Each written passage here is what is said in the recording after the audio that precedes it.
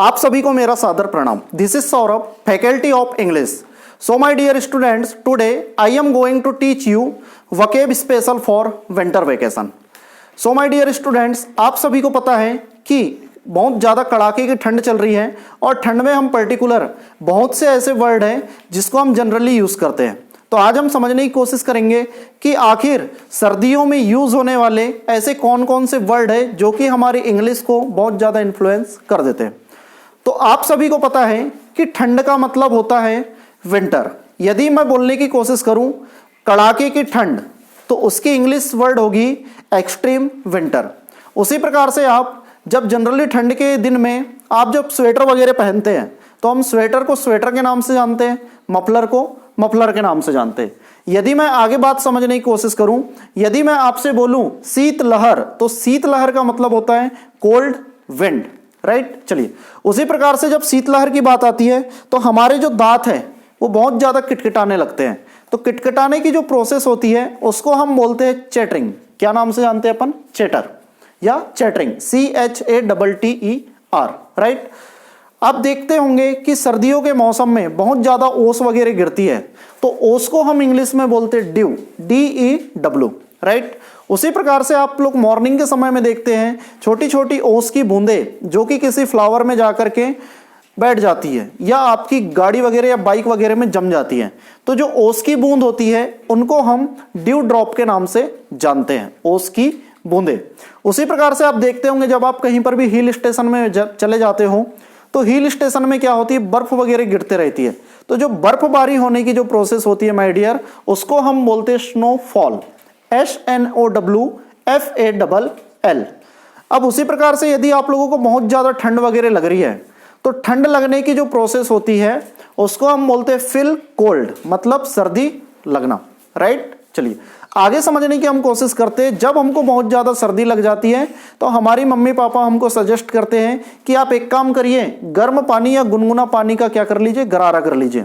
तो गुनगुने पानी को बोलते हैं lukewarm water, right, LUKEWARMWATER। Lukewarm water का मतलब क्या होता है, गुनगुना पानी, राइट। आप देखते होंगे कि सुबह के समय धुंध के साथ साथ आपको कोहरा भी नजर आता है तो कोहरा को इंग्लिश में बोलते हैं फॉग, FOG। फॉग का मतलब क्या होता है, कोहरा।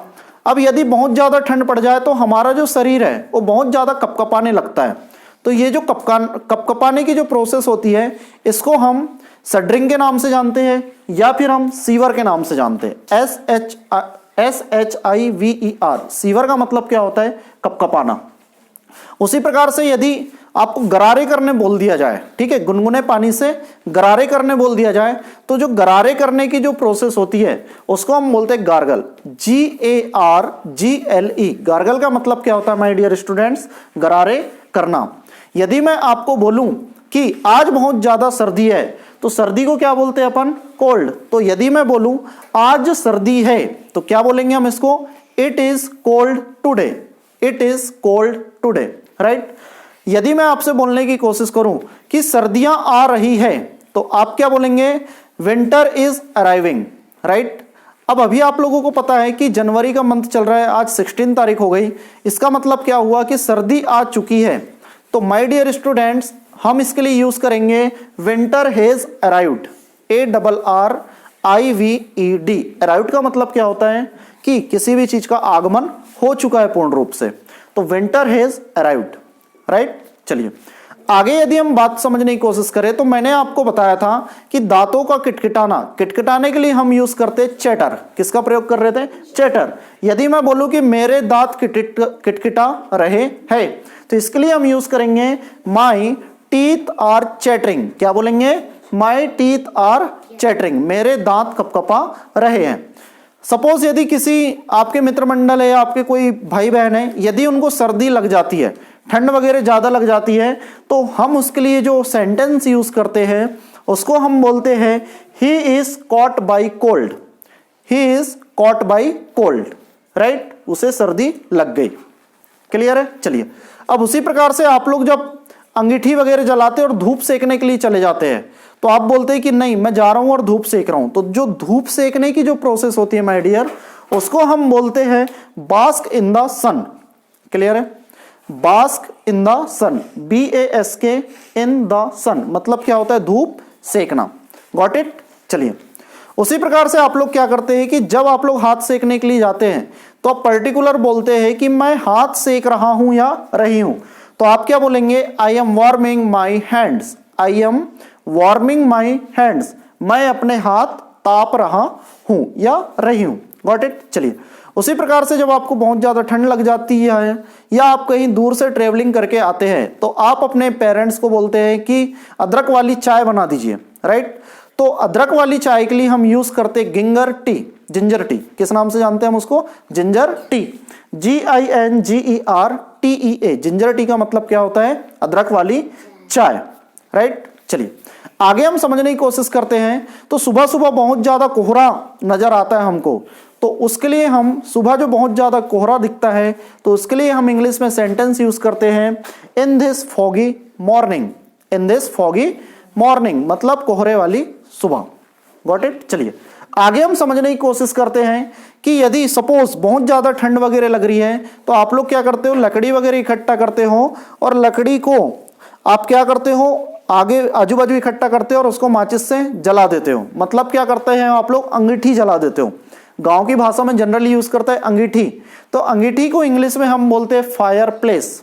क्या बोलते हैं माय डियर? फायर प्लेस, अंगीठी, राइट? उसी प्रकार से यदि आपको किसी को बोलना है कि आग जला दीजिए, आग जलाना, तो आग जलाना के लिए यूज करते हैं अपन सेट फायर, SETFIRE मतलब क्या हुआ? आग जलाना। और अंगीठी के लिए हम किसका यूज किए थे? Fire place. उसी प्रकार से यदि आपको बोलना है कि हाथ तापना, तो हाथ तापना के लिए हम यूज करते हैं वार्म द हैंड्स। क्या यूज करते हैं? Warm the hands. Got it? चलिए, अब क्या होता है? बहुत ज्यादा यदि आपको ठंड वगैरह लग जाती है तो आपका गला वगैरह खराब हो जाता है। तो जब गला वगैरह खराब हो जाता है तो खराश होने लगती है हमको, तो खराश होने के लिए जो शब्द यूज किया जाता है उसको हम बोलते हैं सोर थ्रोट। क्या बोलते हैं? Sore throat, SORETHROAT। थ्रोट का मतलब क्या होता है? गर्दन, गला, सोर थ्रोट। उसी प्रकार से यदि आपको जुकाम वगैरह हो जाती है तो सर्दियों के दिनों में बहुत ज्यादा देखने को मिलता है कि आपको जुकाम वगैरह की शिकायत होने लगती, कफ वगैरह की।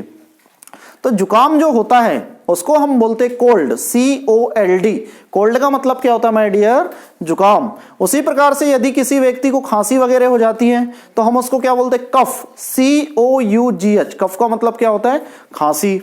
उसी प्रकार से यदि आप लोग बोलते हो कि गर्मा गर्म खाना दीजिए, अपने घर वाले को बोलते होगे कि मुझे ठंडा नहीं खाना है, आप एक काम कर दीजिए, उसको गर्मा गर्म कर दीजिए, गर्म कर दिए। या कहीं आप दुकान वगैरह में जाते हो स्वीट्स वगैरह की, तो आप बोलते गर्मा गर्म भजिए दीजिए। तो गर्मा गर्म के लिए जो हम यूज करते हैं गर्मा गर्म, उसके लिए हम यूज करते हैं my dear piping hot. Spelling है PIPING, piping hot. Piping hot का मतलब क्या होता है? गर्मा गर्म।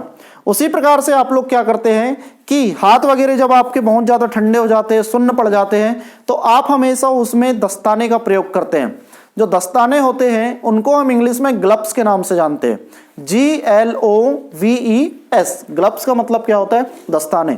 उसी प्रकार से आप सर के ऊपर क्या लगा लेते हो? टोपी लगा लेते हो, तो उस टोपा या टोपी को हम विंटर कैप के नाम से जानते हैं। स्पेलिंग है WINTERCAP। उसी प्रकार से हम बात करते हैं कि जब हम गर्म कपड़े पहन लेते हैं, ऊनी कपड़े वगैरह पहन लेते हैं, तो हम उनको बोलते हैं वार्म क्लॉथ्स या विंटर क्लॉथ्स के नाम से हम उनको जानते हैं। विंटर क्लॉथ्स का मतलब होता है गर्म कपड़े। उसी प्रकार से आप लोग रात में सोते टाइम रजाई गद्दे को ढूंढते रहते हैं बहुत ज्यादा, तो माय डियर स्टूडेंट्स, मैं आपको बताना चाहूंगा जो रजाई होती है उसको हम बोलते हैं क्वाइल्ट, QUILT। क्वाइल्ट का मतलब क्या होता है? रजाई। उसी प्रकार से आप गद्दे वगैरह जब अपने ऊपर ओढ़ते हैं या बिछाते हैं तो गद्दे को हम मैट्रेस के नाम से जानते हैं, MATTRESS। मैट्रेस का मतलब क्या होता है? गद्दे। उसी प्रकार से आप कंबल वगैरह ओढ़ लेते हैं तो कंबल के लिए हम ब्लैंकेट का यूज करते हैं। किसका यूज करते हैं? Blanket, BLANKET। ब्लैंकेट का मतलब क्या होता है? कंबल। उसी प्रकार से आप लोग देखते होंगे जो आपको गद्दे वगैरह रहते हैं उसमें रुई वगैरह का यूज किया जाता है, तो रुई को हम बोलते हैं my dear students cotton wool. Cotton wool का मतलब क्या होता है? रुई। स्पेलिंग है COTTON, cotton, WOOL, cotton wool. उसी प्रकार से आप लोग क्या बोलते हैं? चलो हम जाकर के धूप सेकते हैं, बहुत ज्यादा ठंड है। तो जब आप धूप सेकने के लिए सूर्य देवता के सामने प्रकट होते हैं तो हम उसको बोलते हैं लेट्स बास्क। क्या बोलते हैं? लेट्स बास्क, चलो धूप सेकते हैं। उसी प्रकार से आप स्वेटर पहनते हैं तो स्वेटर को स्वेटर बोलते हैं। जैकेट जो पहनते हो जैकेट को भी इंग्लिश में जैकेट बोलते हैं। सॉल जो ओढ़ते हैं घर में उसको हम बोलते हैं सॉल, SHOWL। उसी प्रकार से आप लोग मफलर वगैरह बांध लेते हैं सर के ऊपर फेटे टाइप का, तो मफलर को हम मफलर ही बोलते हैं।